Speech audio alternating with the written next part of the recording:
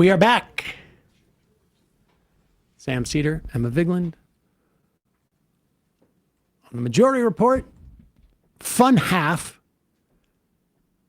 being reported now that Donald Trump this morning gave a little call to Jeffy Weffy Bezos. How come you're going to do this mean thing to me?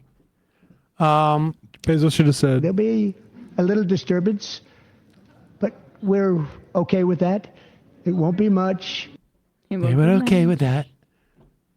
What a coward Bezos is. They're all cowards. it's crazy to have that kind of money and just roll over. Like, what's the point of having that type of money if you can't say F you to somebody? What's he going to do? Take away $5 billion from you? It's like you have the type of money where you could create a legacy that lasts for centuries, and yet none of them will. No. The only way it will last is there people will be inheriting in The 100 years. I mean, like, we're not going to have a wealth tax, but maybe not in my lifetime. I'd like it. I would love the opportunity. Exactly. I can't wait for Xi to basically say, you guys, 90% of your wealth. A new deal for Americans from China. Trump could make it so that Bezos can't blast celebrities into space, I think. We're not going to. Katy Perry's in there. I'll knock it out of the sky.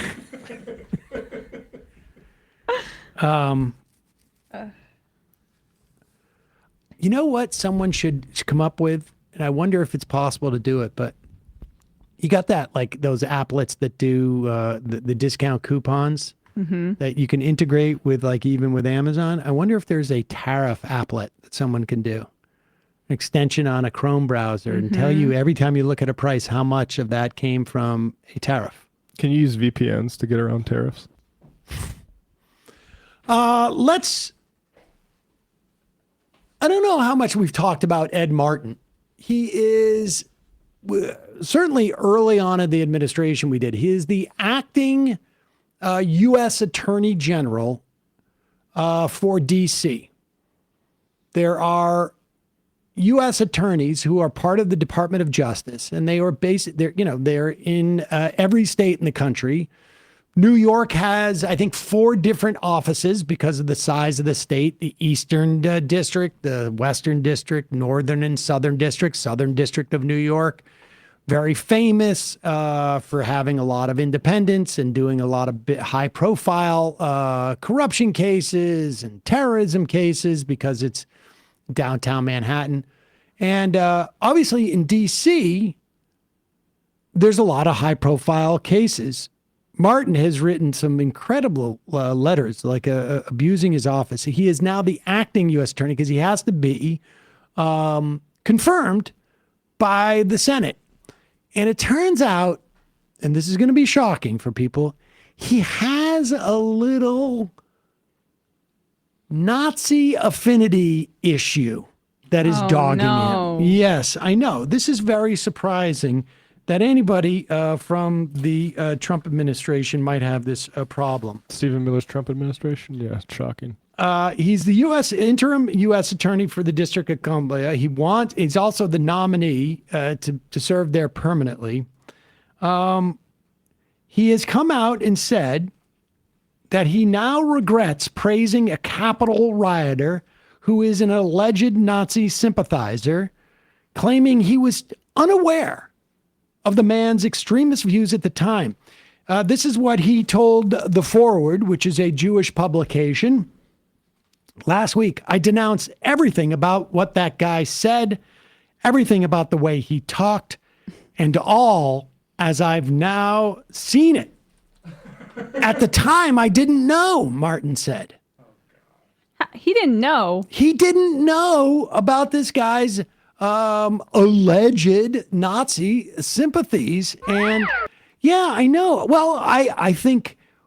Let's be fair to him. Let's be fair. I mean, do we have any reason to disbelieve this guy? I mean, did he have a Rumble show? He did have a Rumble show. It was actually called the Pro-America Report with Ed Martin. Now, I'm not saying he stole that name from us. I mean, the Pro-America Report, the Majority Report, very eerily similar. But Where'd you get that idea? let's see what CNN has found. Kudos to them for having to watch that show. Tonight, praising an alleged Nazi sympathizer, President Trump's nominee to be one of the nation's most powerful prosecutors, apologizing for doing just that as he faces a tough confirmation battle. Ed Martin is Trump's pick as U.S. Attorney for Washington, D.C., and he claims that he did not know the man you see on your screen, whose name is... Oh, wait. For folks listening, there is a three different angles of a guy doing various sort of Nazi style salutes, hand on heart type of Okay. things. Oh, but he's also got What do you mean, a guy? He has a mustache that is extremely reminiscent of. I mean, this is like. Did anybody see that movie Boys from Brazil, where they took like DNA from Hitler and in basically did IVF, some form of it, with a bunch of like 50 people around the world. Some Nazi scientists did that, and they grew up to 1978 be. looks good. They grew up to be like they all grew up to be like little mini Hitlers, Right. And somebody was trying to go around. I mean, it's actually it's. So when Trump's talking about being the most pro-fertility president, that's what he's referring to? I mean, this guy's really making an effort to evoke like Hitler. Charlie Chaplin. I mean, or Charlie Chaplin. Angry Charlie Chaplin. Really angry Charlie Chaplin in black with his hand on his heart. His heart is about to go out to all of us. For his, look at like taking like dating profile selfies. He claims that he did not know the man you see on your screen, whose name is Timothy Hale Cusinelli. He said he didn't know his history as a January 6th rioter or as perhaps you can tell from this, an alleged Nazi sympathizer. Now Martin says, quote, "I'm sorry. I denounce everything about what that guy said, everything about what the way he talked, and all as I've now seen it." The K-File has uncovered all the audio that shows Martin should have known better, still calling him an amazing guy, quote unquote. And Andrew Kaczynski of K-File is here with me now. So, Andrew, this is Trump's pick to be U.S. Attorney for the District of Columbia. It's a really important job. Ed Martin distancing himself now from this alleged Nazi sympathizer who obviously sported that Hitler mustache there. But he had repeatedly praised this individual in the past. What did you find? Yeah, he's apologizing now. He says he wasn't aware of the full extent of his comments, but the audio that we found really sort of directly or appears to directly undermine that, because we found on multiple podcast interviews they actually discussed this guy's alleged views. They even brought up that mustache that everybody just saw. Fashion police. And they discussed it. They really sort of almost dismissed it. Take a listen to them talking about it here. And in your case, they used your phone and took a photo and leaked a photo to say, look, these people, MAGA people, are anti-Semitic. And the photo was of you. I've heard you say it before. You had like a mustache shaved in such a way that you looked vaguely like Hitler. And Pause it for a second. I'm sorry. Vaguely like Hitler? Vaguely like Hitler? It's hard for me to imagine how you could look more like Hitler. Also, he styled his hair like that too. Oh wait, vaguely like Hitler. Also, I got to say, listen, you can't judge a book by its cover, but this guy, What? Yeah, I don't know. Let's take a look at this again. He kind of looked better as Hitler. Didn't he look better as Hitler? Got Hitler vibes going on. The only, I will say, to be fair, the only non-thing that looks like a Hitler in that is just that his mustache is a little bit thin right here. A little patchy. A little patchy. Can't quite fill it out. Yeah. All right, let's keep going. Almost dismissed it. Take a listen to them talking about it here. And in your case, they used your phone and took a photo and leaked a photo to say, look, these people, MAGA people, are anti-Semitic. And the photo was of you. I've heard you say it before. You had like a mustache shaved in such a way that you looked vaguely like Hitler, and making jokes about it. Again, not your best moment, but not illegal. Have you ever been to a Nazi rally? No, I have not. I mean, I wouldn't know where to find one. Pause it. It sounds like he looked. It sounds like he really looked. Check in the mirror. Oh, and that's the criteria now. He's never been to a Nazi rally. And specifically, He dressed up like Hitler. how about Proud Boys? How about something else? I don't know. I mean, we don't know if that's the case. What's also fascinating to me is like it's not your best moment, but there's no like the guy could have said, "Well, I was goofing around," or it was just I was going to one of those secret Nazi parties, and I thought that would be funny. Or That's a problem. It's tough to think of a good explanation for those pictures. I was just prepping a Halloween costume. Granted, it was in July, but is there more? Is there more that they have? I want to hear a little more. Yes, yeah. Oh, We'll miss her, but she subbed out with a great friend of ours too, Tim Hale. The only Great thing you friend of did ours. that was really egregious to me was at one point on camera, you were sort of dancing in one of the areas as celebrating America. It wasn't your best dance moves. Our next guest is my friend Timothy Hale. He's an amazing guy who has gotten through all that and has a great perspective. So welcome back, Tim. How are you? And look, Aaron, so the vote for Martin is coming up. He had to submit questions and answers to senators. Senators sent him a bunch of questions, and we just actually, my colleague Annie Grayer, got those answers tonight. And one of the answers that he said about Mr. Hale was, quote, and I'm just reading from what he said to senators, was, "I am not close with him, but we," in another clip that we found, said, quote, "Tim Hale is an extraordinary guy. I've gotten to know him really well. I'd say we're friends over the last few years. So now I'm not close with him, but before he said Got to know him really well. and extraordinary guy." Yes. Extraordinary guy. All right. He is also under scrutiny for failing to initially disclose about 200 media appearances. We're talking Ed Martin, who's up for this important position. Washington Post found more than 150 of those 200 that he failed to disclose were with Russian state media. That's right. And we actually ourselves at CNN did a story where we found that he failed to disclose a lot of appearances on a host of shows, including some far-right shows. Right. Oh, he was on a host of far-right shows? Oh, what a surprise. Oh, I forgot about that. I was on all of those. I like the guy, how the guy Elon Musk doing the Sig Heil is not anti-Semitic, nor is the guy who dressed up and shaved his face to look like Hitler. But the kids on college campuses are the ones who are not only anti-Semitic, but such a threat to the national security of the United States that we've got to deport them and lock them up without due process. Anyway, put that guy in charge of D.C. I am sure that all of the U.S. senators who have decried the anti-Semitism. Is Chuck Schumer on this? Oh, I mean, Chuck Schumer's just making sure that there's no anti-Semitism on the left. He doesn't have to worry about the right. That's his job is to make sure that there's no anti-Semitism on the left. It's somebody else's job to make sure there's no anti-Semitism on the right. Good thing there's a lot of cops on the beat in the Republican Party. Exactly. We can rely on them. Oh, they're looking at the protesters too? Oh, interesting. Speaking of Chuck Schumer, understand there is a tour going on. I've seen this article, and they keep planting it over the last a couple of weeks in an attempt to this is number 6 to argue that in Chuck Schumer, I saw Brian Schatz do this.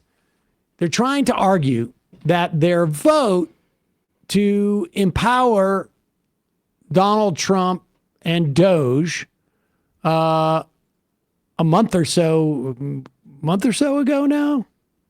Was it 6 weeks ago? A month? In voting for the Republican budget, which, remember, had cuts and also essentially made it inoculated the Republican House and Senate, specifically the House, from any blowback on the tariffs. Sort of an underreported element of that bill. And Schumer's still out there saying, and this piece is in Washington Post. Chuck Schumer's listening, but he's still sure he was right. I felt I did the right thing, Schumer said, of his decision to vote with the Republicans to avert a government shutdown, which infuriated Democrats. His argument was that if they voted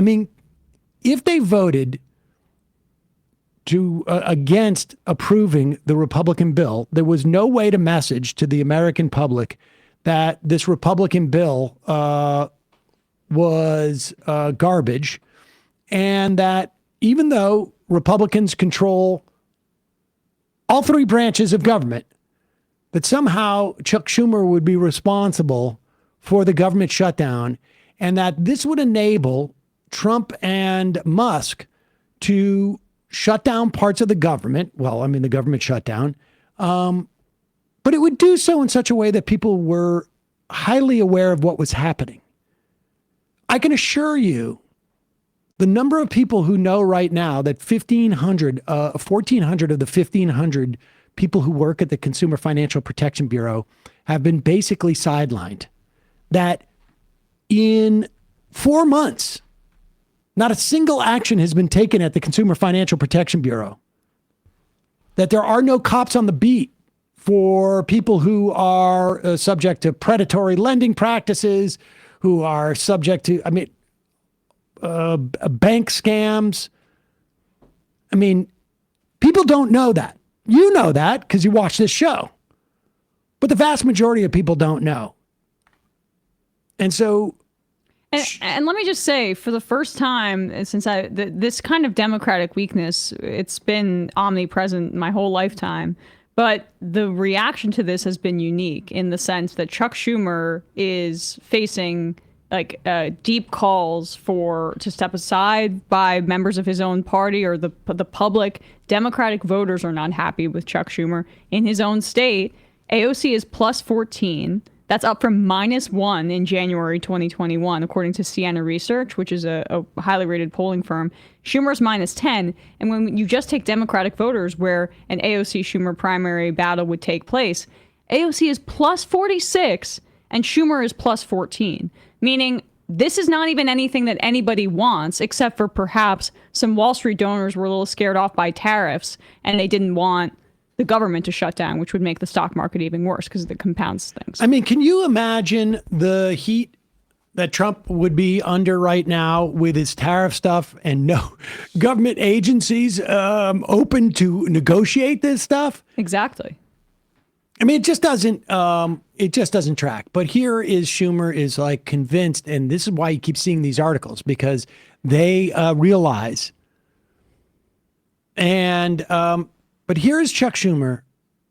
He goes on State of the Union this weekend because he wants you to know he's in your corner. And he is out there fighting for the Baileys every day. Every day. We will win. Here he is. And this guy unloads on the Trump administration. Stand back, folks. Look out. Here is your fighter. Right. Much too much. I want to read something else you wrote in your book. You wrote, at Harvard, my alma mater, more than 30 organizations signed a statement calling the Israeli regime entirely responsible for the attack.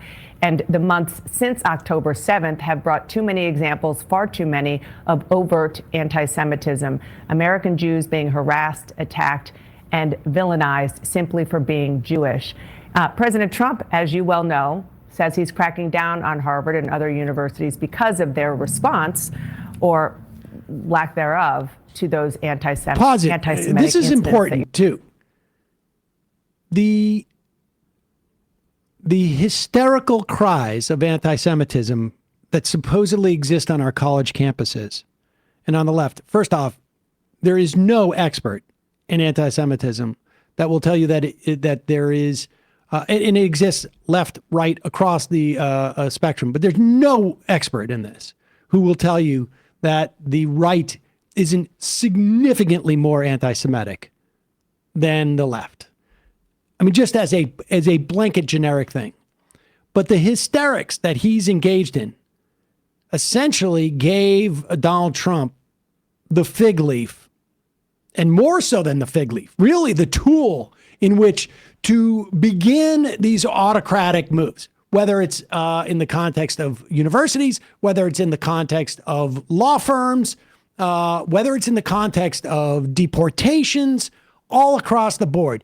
What Chuck Schumer should be saying is, I regret everything I did that empowered Donald Trump. But instead, he's going to, well, and look out. And we are getting this clip from Forbes, which clipped it itself, because there was a shorter clip on Twitter that we found. But of the full interview, it appeared that CNN cut off this final 3 minutes at this question, which is interesting to me. So you can only hear Dana Bash, you can't see her, but she's been pushing this the entire time. Horrendously. Liberal Zionists have enabled fascism. Yeah. They have enabled fascism, and Chuck Schumer going on a book tour to spread liberal Zionist talking points in this moment is not just an abdication of his duties that we've already laid out. It's further enabling fascism because you're giving them their framing on a silver platter. Says he's cracking down on Harvard and other universities because of their response, or lack thereof, to those anti-Semitic incidents that you're describing. Be specific. How do you think he's doing with that? Right. Well, first, Harvard did not do enough to curb anti-Semitism. I've been vocal about that. But let me just say this. What Trump is doing goes way beyond anti-Semitism. He is going after these universities like he's going after judges, like he's going after law firms, like he's going after the media. Because he just doesn't, he doesn't believe in democracy. He thinks he's king, as he said. And he did this at Harvard. So a bunch of us, Jewish... He grants that the reasoning was just at the beginning. Yeah.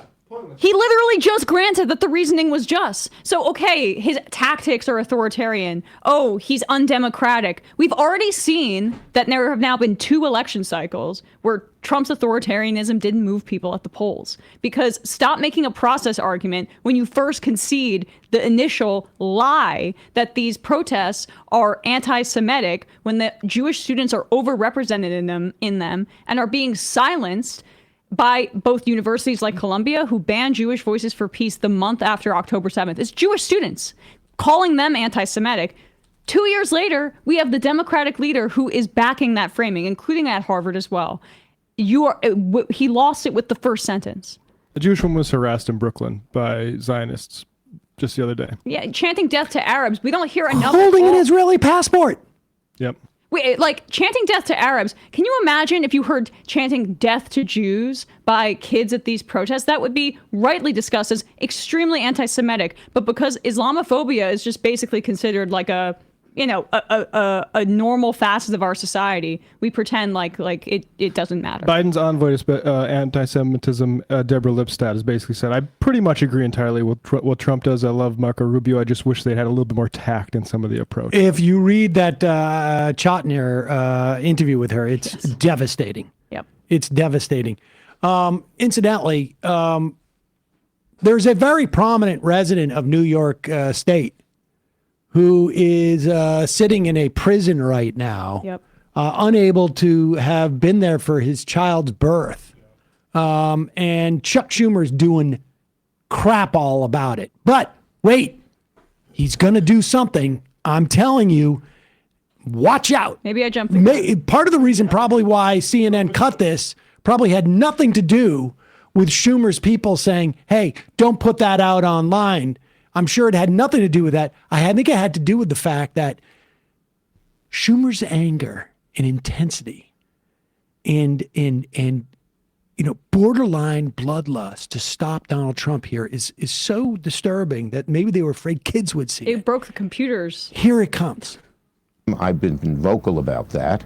But let me just say this. What Trump is doing goes way beyond anti-Semitism. He is going after these universities like he's going after judges, like he's going after law firms, like he's going after the media, because he just doesn't. He doesn't believe in democracy. He thinks he's king, as he said, and he did this at Harvard. So a bunch of us, Jewish senators, just sent a letter to the administration saying, detail the specific incidents of anti-Semitism and why cutting money off to cancer research or to Alzheimer's research has anything to do with Pause it for a second. Wait a second. He just started off by this interview, like you said, by saying that Harvard did not do enough about anti-Semitism, and now he wants Trump to justify the thing that he's already said at the top of this interview that he signs off on? I don't get it. Harvard didn't do enough. Well, what did he favor more? The Bill Ackman approach, the billionaire who took out rented LED trucks in front of Harvard and put all the students' personal information on there, particularly black and brown students. Is that kind of the thing that Chuck Schumer's in favor of? So he's granting the premise. Then what would you have preferred Harvard do? But he's not even talking about what Harvard would do. He's saying, where's the anti-Semitism at Harvard? He already said that there was anti-Semitism. It's a contradiction. Go back a little bit, because just a little bit, and hear him say that again. Now, maybe he misspoke, but who knows? He's not. He doesn't believe in democracy. He thinks he's king, as he said, and he did this at Harvard. So a bunch of us, Jewish senators, just sent a letter to the administration saying, detail the specific incidents of anti-Semitism and why cutting money off to cancer research or to Alzheimer's research has anything to do with anti-Semitism. It doesn't. He is used. How about sending a guy to Louisiana to miss the birth of his child? What did that have to do with anti-Semitism, Chuck? Using anti-Semitism, and it's appropriate to go after specific incidents of anti-Semitism as a pretext to hurt these great universities. It's going to hurt every American. It's going to hurt the kids at the universities who've had nothing to do with protesting, but it's also going to hurt the kind of medical research and other kinds of great research that is done at Harvard and other universities. So we sent him a very strong letter just the other day asking 8 very strong questions about why this isn't just a pretext. Wow! Did they say, oh my God.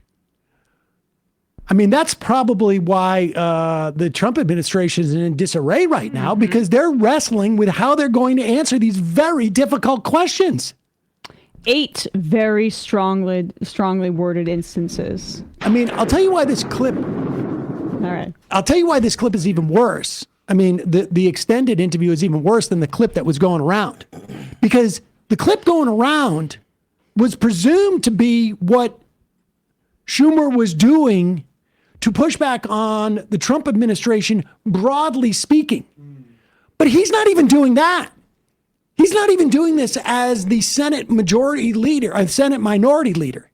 He's doing this as a group of Jewish senators who have an issue with this. Where is the Democratic Party? Where is the fact that you are the literally, supposedly, the most powerful Democratic elected official in the country? He says it in the video too, where he says that we outlined in the letter the specific instances of anti-Semitism which are appropriate to go after. And you can't hear these comments, and we've now referenced Mahmoud Khalil multiple times.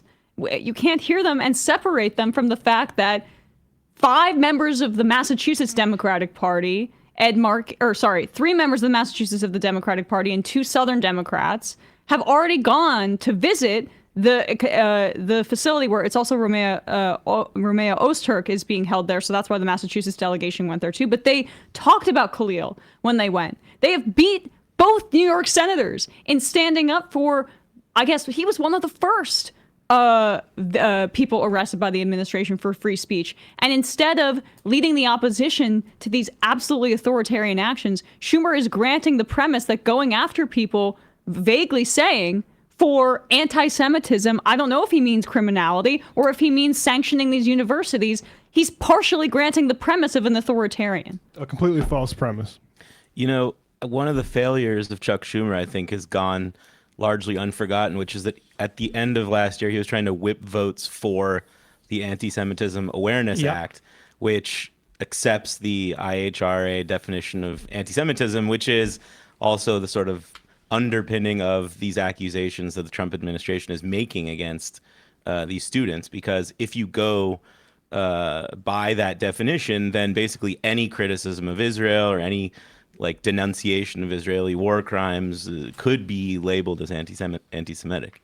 Oh, and it will be, and it has been, and it's justifying exactly what we're seeing now, and it's completely ludicrous. Not after our strongly worded letter with the 8 very difficult questions which will stump him.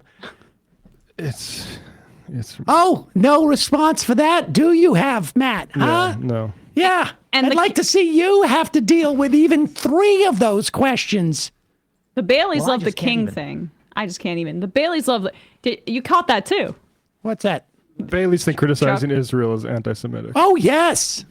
So you love that yes. king talking point, right? Alyssa Slotkin gave that to you. Yes, I noticed that They're all too. in the same group chat. It's so obvious. It's Yes. as obvious as the one with like all the venture capitalist guys. Like it's so clear they're just gassing up each other. You know, the other thing about King, particularly when he says it, oligarchy is obviously more accurate. King is obviously an attempt to make you not think about money in politics. But I mean, the fact of the matter is, like, when people think of kings, this is not 1776. When people think of kings,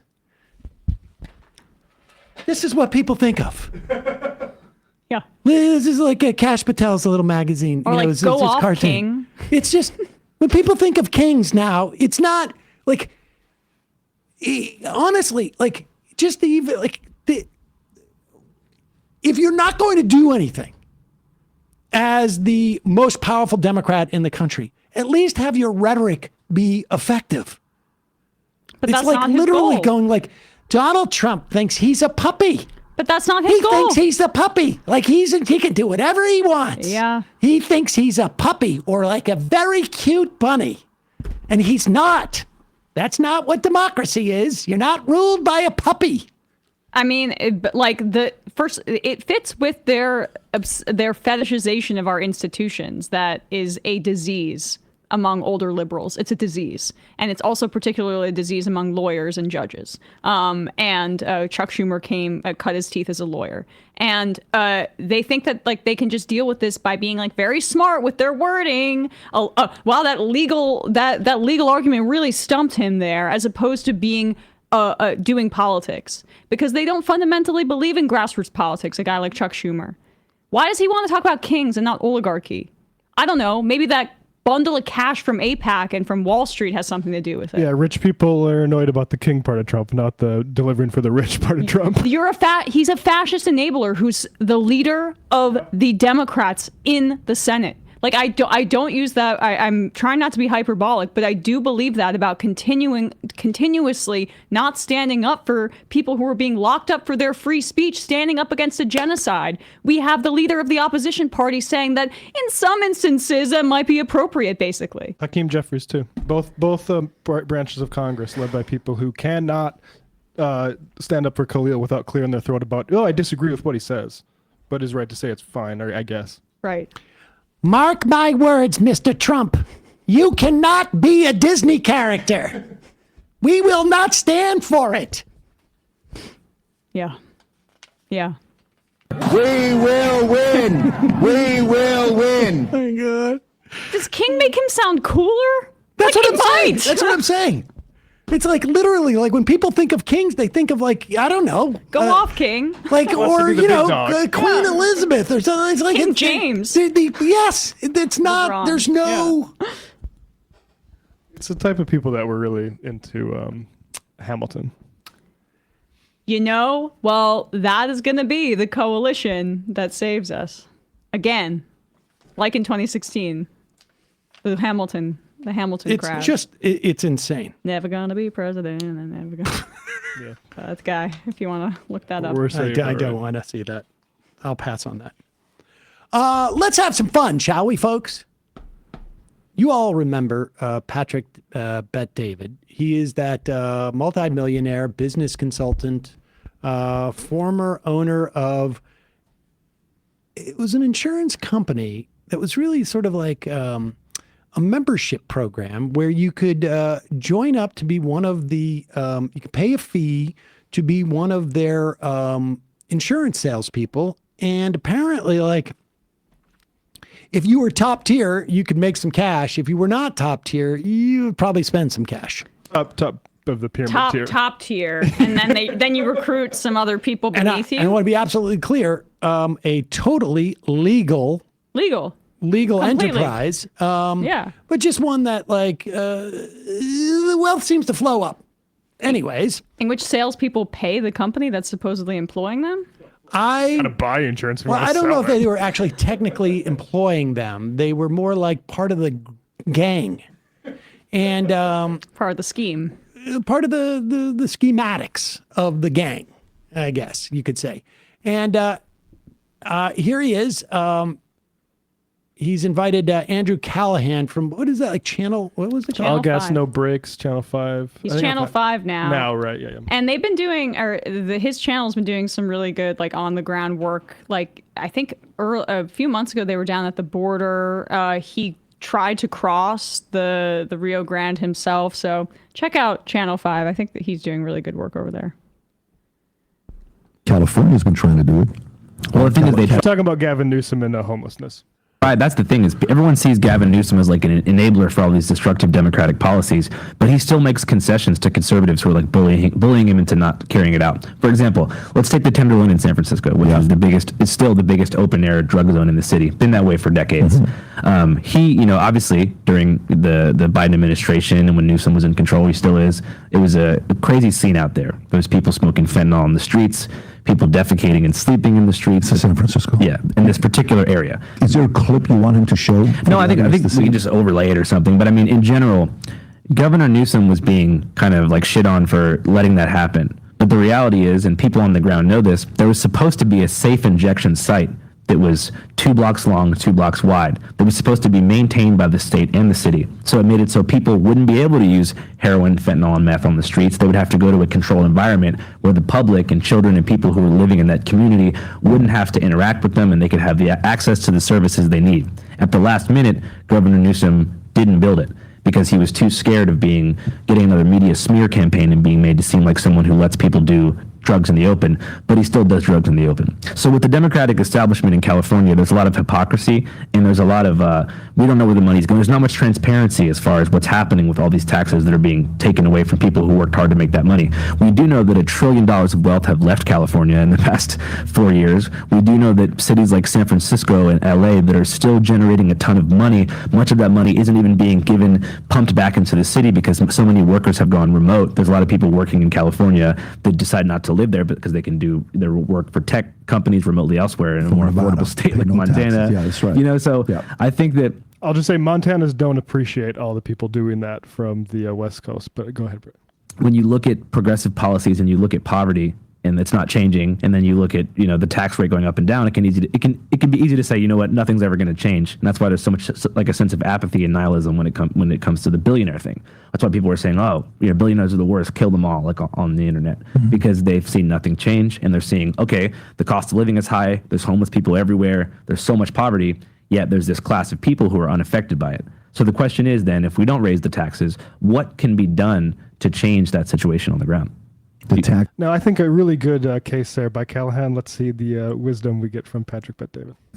No, I mean the situation with inequality and poverty. Yeah, but that's not how it works, though. Because to me, here's how it works. Okay, let's just say you got 3 sons, and they're all 25 years old. Okay, and you're pause it for 1 second. Now, I just I want to stop him there. I mean, like he. When I called for higher taxes, he said, communist. Yes. But here's the thing. Okay, well, I guess you could have triplets. That's how they would all be 25 years old. But he's going to pivot off. And one of the things I noticed that Patrick Bet-David did, and I don't know if the other 4 stooges are there in studio, but when they actually have to address something that's real, they immediately turn it to some type of like aphorism.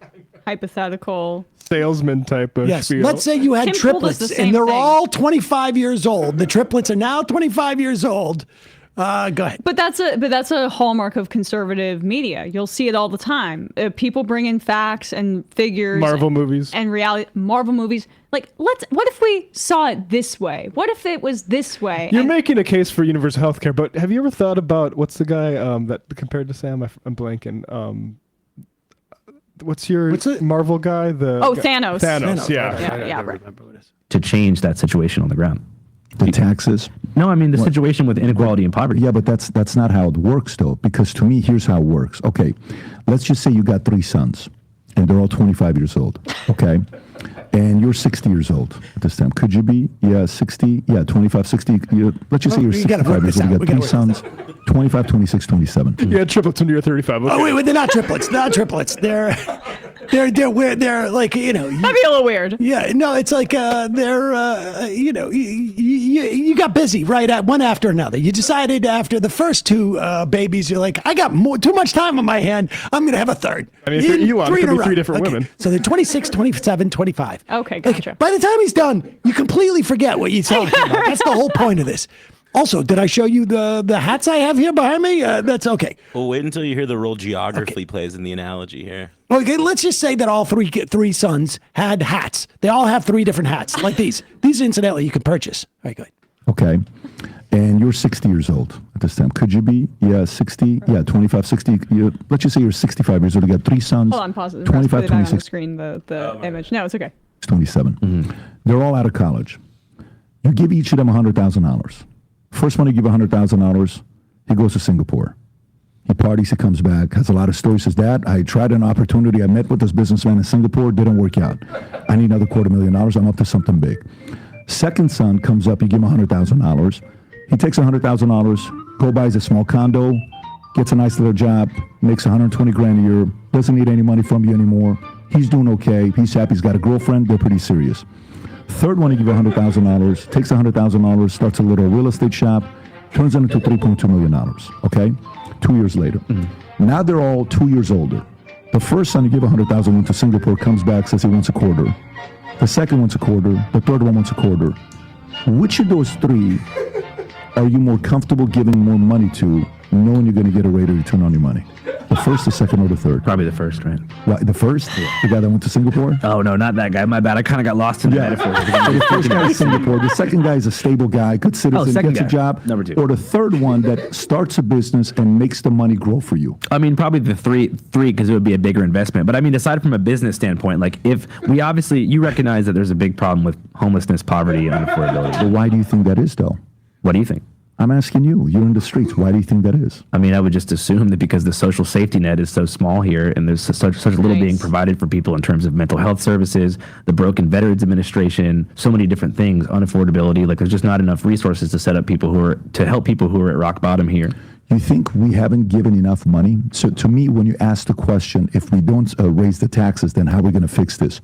To me, the question becomes, the last 30 times we agreed to give you more money, you wasted it. Why should we trust you to give you more money? Because if I give money to Amazon, if I give money in a company like NVIDIA, if I give money to Tesla, if I give money to Ford or Disney, and I buy the stock and I'm like a believer, here's what's going to be happening. I kind of can track publicly. There's accountability, there's accounting, there's quarterly earning, there's calls to get on. Okay, pause it for a second. This is such unbelievable nonsense. You know what, Amazon, this is so rudimentary that I think probably it doesn't even occur to Callaghan to sort of address this. But the relationship between a citizen of a country or a society and an investor in a company is very different. That company is not responsible for the fact that the lights turn on in that studio, that the roads will drive you to that studio, that it's on an airfield, that studio, and that the FAA isn't making sure that the planes don't crash into it, or at least theoretically used to do that. I mean, all of this is such apples to oranges that we could actually go back to the three sons example. That we got zero out of. Hold on. You just gave a lot of facts and figures, but let me just look at it a different way. If you have a plane that leaves St. Louis at 12:05 p.m. Eastern, then you have a plane that leaves Los Angeles at 3 o'clock Pacific time, why can we blame migrant crime? Exactly. Is there more to this that's worth watching? Oh, there's about an hour and a half left. Okay. Oh, great. Let's just watch a couple more minutes. Callaghan just sits there and just goes, you answer the question? I love it when he's like, which I'll pick one, number one. Okay, number two. Okay, fine, number three. But there's a problem with homelessness, right? The homeless people should have never gone to Singapore. I also like the idea that he's missing the point of wealth inequality so much that his example is you give your kids $100,000 each. Okay, I mean, like, No, not your kids. Your 3 sons. Your 3 sons, $100,000 Not each. girls. Now, listen, Not women. I understand you're being a little bit chintzy, but that's because you want to see how they're doing with your money. Let's see what the ROI is. Incidentally, he lives in like a $25 million house. Before I was going out, I was like looking up stuff. You can find a picture of his house apparently on I don't know, there's internet, like from the sky, because it's like a massive sprawling complex. Why be Goliath when you can bet David? Oh, my Track goodness. publicly. There's accountability. There's accounting. There's quarterly earning. There's calls to get on. If I give more money to the government, what is the quarterly earnings? Yeah. Where's the accountability? No, I totally agree Where's with you. accounting? I agree with Why you am I that, giving money to that? There's no way logically one would give money to a company or a business that I don't get to see what you did with my money. There's no tracking to it. I agree. I do think that like we can both agree that like, you know, throwing money at things doesn't always fix the problem. But you've been around for longer than me. Like if it's not that, if it's not funding programs to provide for people who are down and out, like what do we do? Because the problem is already here. Like it's not in theory. Like there's 100,000 people who are homeless in LA alone. And San Francisco combined. So it's like, what do we do? What's the solution? Do you have any like wisdom as to what you think would happen? Do you think long term you'll live in LA? You said earlier you're considering leaving, right? Well, that's the thing, as I love the landscape and the people of California so much. Where I live now, I'm an hour and a half from the beach, hour and a half from the Mojave Desert, can drive to Vegas or Tijuana, can get to the Bay. In Florida, you're kind of just in Florida. So would you see yourself living there long term? Because we're gonna document this. Because we're gonna come back when you come to Florida. Okay. Oh my God, he didn't answer the question. Yeah, I mean, this is just, I mean, this is the Wow. show. Understand, the show is a lost leader for his business consulting company. And so at the end of the day, he doesn't have to, this is not for people who are really terribly interested in any type of policy solutions. This is a total vibes show. But how do you watch that, even as a fan of his? I mean, especially after if you've seen Sam's appearance, and not see how he's changing the subject after he had, like, this happened with the thing with the Social Security numbers, with your interview. This is why with they him. branch out and don't have like political people on as much as they used to. I think at one point they realized like it's better. They had that actor on, I can't remember his name, The Day After Me, who Terrence Howard. Yeah, who set up He's become like a new conspiracy physics. theorist. Oh my God, yes, he also developed a new physics apparently. So I think the other day he said that he would never kiss a man in a movie because he'd have to cut his lips off. So that's the kind of guys that they have on that. Incidentally, you wouldn't. I don't think that's incidentally, required. you don't have to cut your lips off to cut a It's an kiss old a man wives' in a tale. movie. That's exactly. And apparently they didn't bring in the. I wonder if like the I wonder how they decide not to bring in the rest of the crew. I wonder if they just did that for my sake when I was there. I take that as a Backup, compliment. yeah. That's the other thing about this. They should interview. bring in like 2 other people next time I go down there. I would like it to be 6 of them. This was kind of like your appearance with Tim Pool, where Patrick was kind of taken aback by the sort of agreeableness of Andrew and was unable to sort of turn it into the sort of adversarial approach I think maybe you'd expect. Maybe it's good financial advice, though, is if you're struggling, you have 3 sons, and then you just have to invest wisely in those sons and have, meetings and check in with them. I like that the one that went to Singapore that came The back with whole model of what's going to give you the best return on your money in terms of cash. That's what parenting's all about. That's not what. Yeah. Well, I mean, granted, I would love to put my kids to work, frankly, but that's not what the purpose of government is. Like fundamentally, the purpose of government is not for you to make money. The purpose of government is to serve as many people as possible within your society. It is not a for-profit business.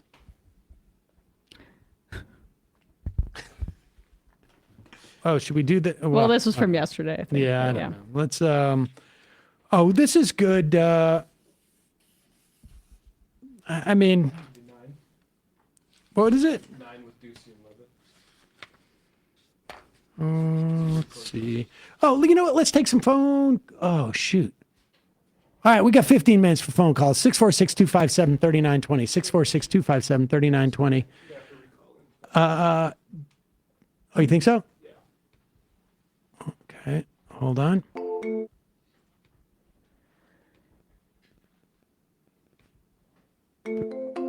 The phone lines are now open, folks. 646-257-3920 is the number. 646-257-3920. Calling from a 724 area code. Who's this? Where are you calling from? Hey, can you hear me? Yes, can you hear me? Oh, super cool. Long-time listener, first-time caller.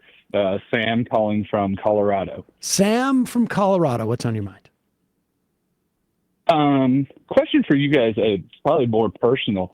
At what do you guys have a line that the Trump admin has to cross before you ever consider leaving the country? I'm going down with the ship. Probably. Yeah, I mean, that's kind of where I'm at too, but like, I'm just kind of. Well, I suppose if like I got word that, if somebody, if my neighbor called me and said, hey, dude, there was some people here with guns looking for you. I mean, I suppose. But you have kids. It's a different calculation probably than someone like Matt or myself. You're saying it would be easier for me to justify leaving. Yes. So that I wouldn't have to deal with the kids. It would be sort of like a. Exactly. Like you'd take them. Like a. Just leave them behind. What's that guy's name who went to Tahiti? The artist. He's my shoot. I can't remember his name now. I'm drawing a blank. I don't have one. I don't have one. I mean, Okay.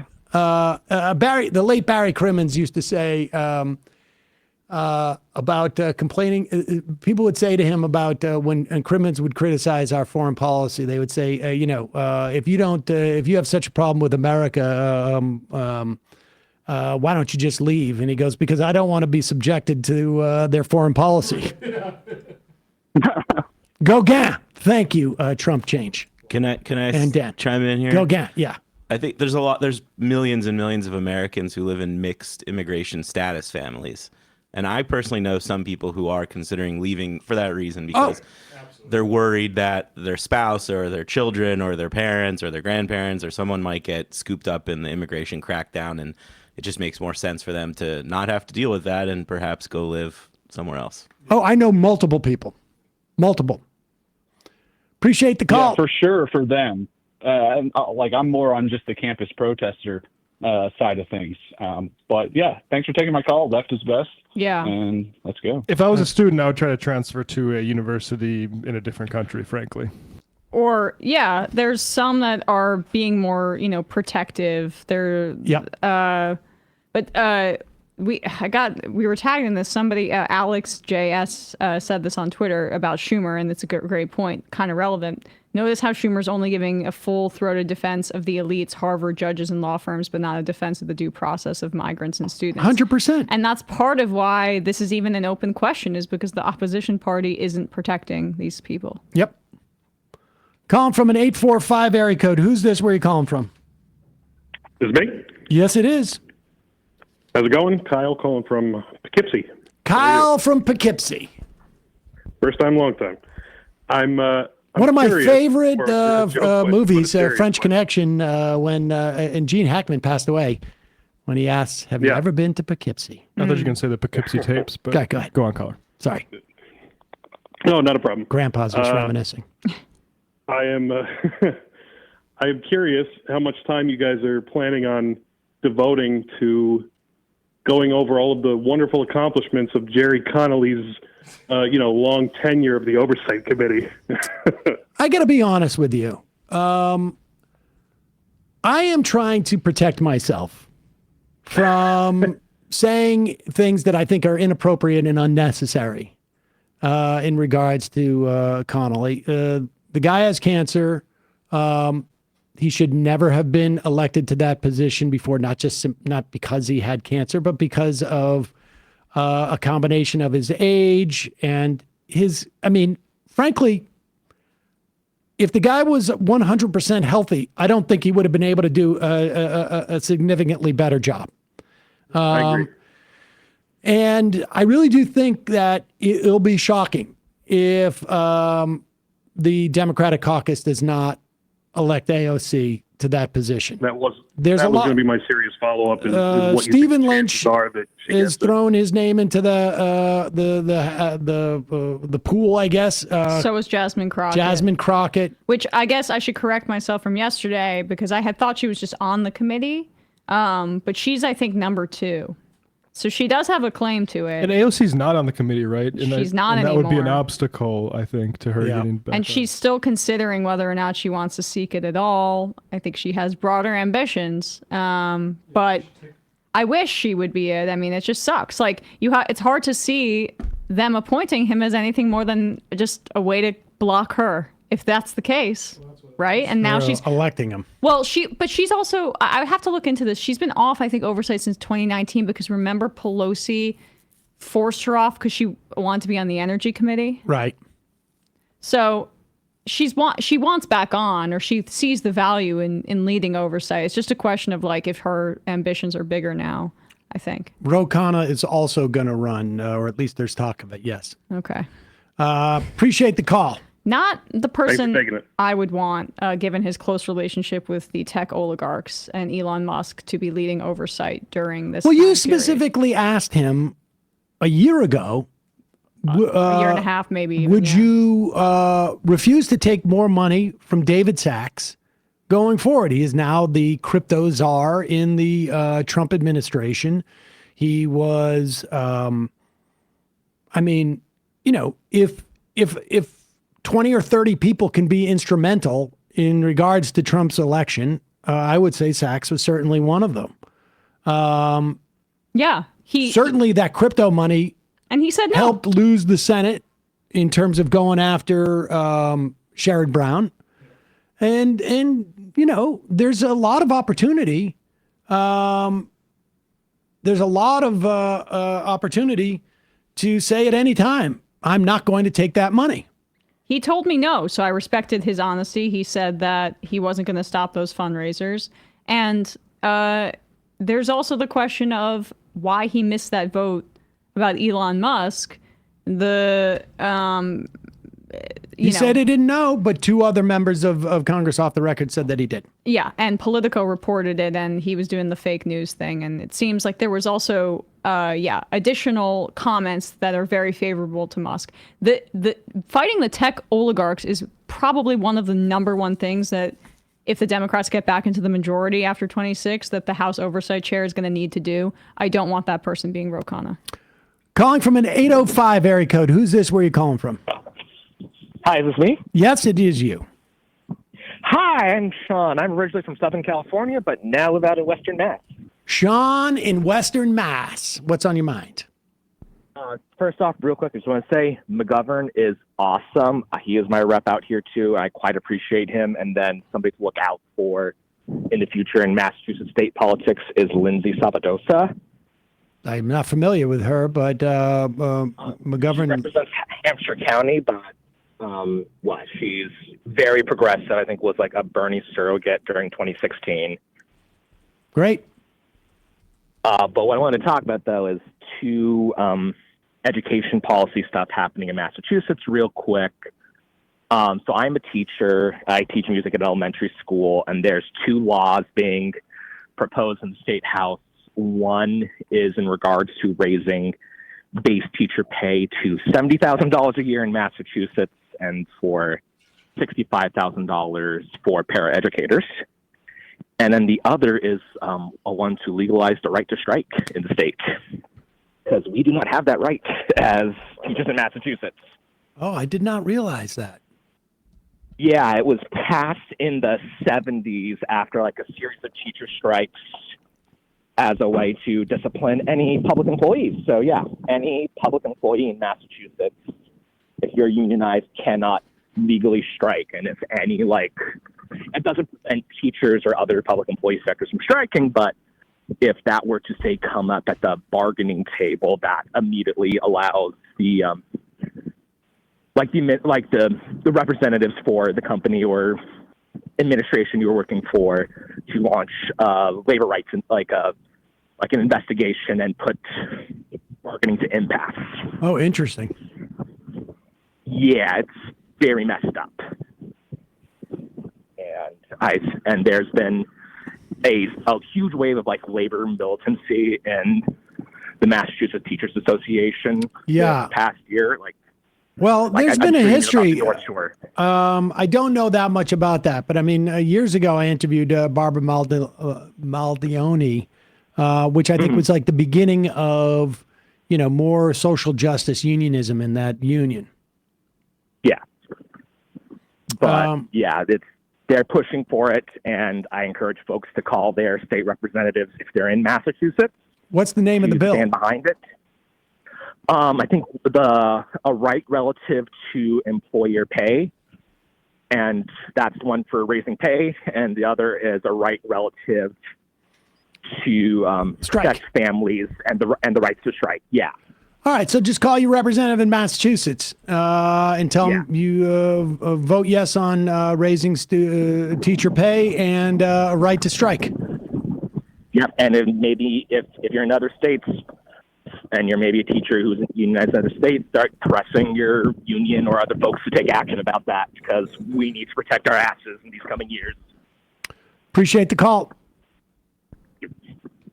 Bingo Dango says, and I think I knew this, when Massachusetts teachers go on strike, they paid the daily fines via union funds raised by their dues.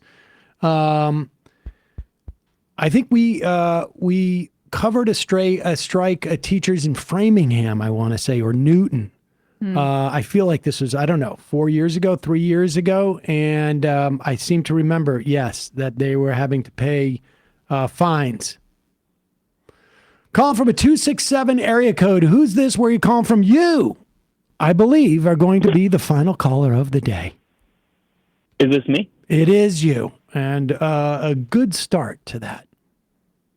This is Luke from PA. Luke from PA. Long time. Oh, yeah. Long time, first time. I wanted to ask you guys about all the rumors swirling around AOC and her potential plans for 2028. If she is planning on running for president or like considering it, what does she have to do in the next couple years to, and like, how does she have to kind of position herself to like maximize her chances in 2028? Like she's doing it right now. What do you guys think is the? Yeah, I know. But like, what's the? Like, I mean, 3 years is a long time, and yeah. She's really doing great right now. I guess I'm just asking, like, how does she continue that momentum?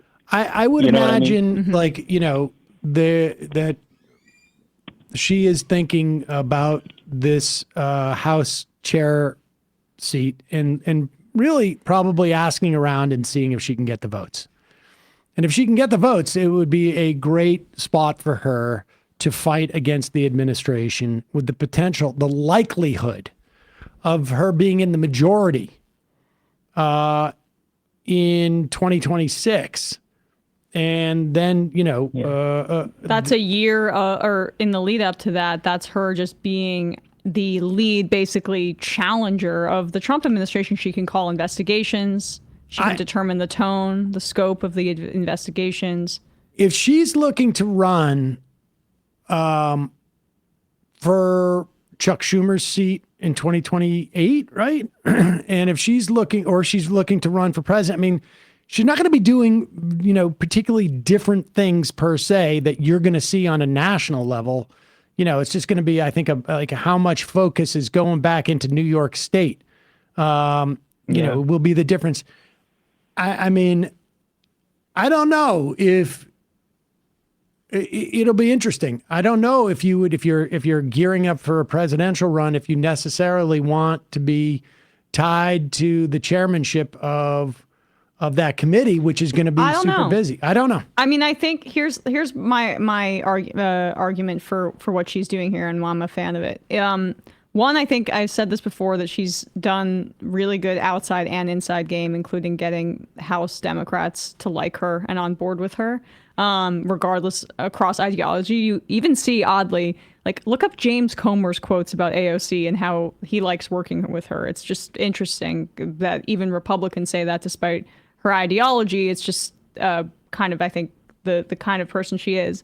But I think she's leaving her options open, and it's either a Senate run or it's a presidential run.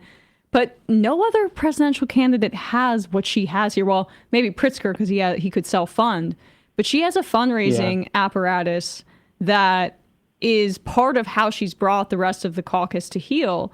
And I think she also fundamentally understands that, like, in this media environment that's so corroded, you have to be in the news and making news. And there's literally nobody that's better at that right now within the Democratic Party in terms of her visibility on social media. And it's reflected in her numbers and stuff like that. So speaking of that, she and Bernie are, I know that they pushed this out, but I haven't seen it as talked about as like her Western tour, but she's coming to PA this weekend with Bernie.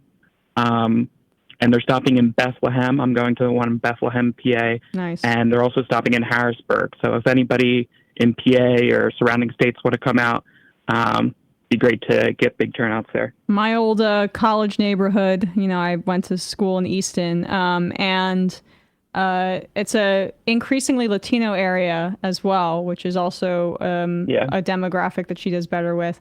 I'm more optimistic about her abilities to win in 2028 than others. I think her floor is very high with primary voters on name recognition alone. I think if you're a woman under 40 years old, you see her as a feminist icon in the way that, say, my mother saw Hillary Clinton as a feminist icon, but better politics, obviously. So I think she has a very high floor with female voters. And then you have the left-wing kind of ideology that helps her. So I don't think she should shy away from the idea of president. But I also think she's just more of a down-to-earth person than some of the other big-name Democrats who may think, like, I prefer the Senate experience than, being at that level of exposure, because, frankly, she's experienced a ton of harassment and hate and, like, sexually violent threats given her profile. So appreciate the call. I also want to say, like, Chris DeLuzio, who's a rep out in Western PA, is also coming on these tours, and he's not really like a progressive. He's not like he's a pretty mainstream Democrat, but he's not like a progressive in PA.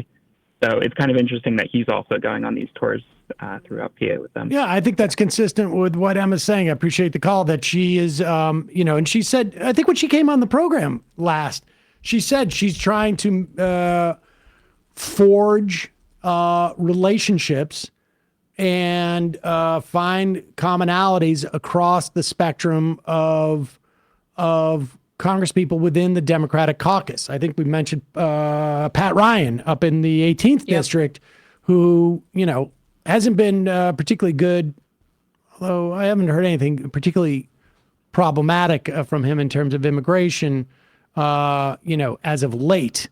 But I think when those type of things come up, they probably lay low. But on other issues, more economic populist issues, he's been pretty good. So I think, she's consciously trying to build those coalitions that will function in one instance and versus another. Well, it's the only way that you can sort of build power.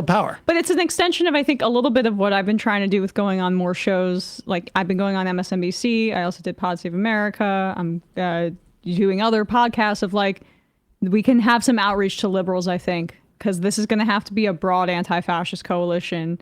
And they're mistrustful of the left for reasons that are based on silliness, maybe class interests, but also this vague sense that Bernie voters brought us Trump and that they don't vote for Democrats. That's the number one thing I think liberals get skittish about. So I see, which are false, by the way. Yeah, it's false. But you can basically come in and kind of, and I think AOC is doing that with other lawmakers, like being a team player makes them feel more comfortable with you, and people can disagree with that strategy, but I find it to be fruitful so far. It's also like you're providing votes when they need votes. You're providing funds when they need funds. That's within the context of the caucus, a lot of that stuff is transactional.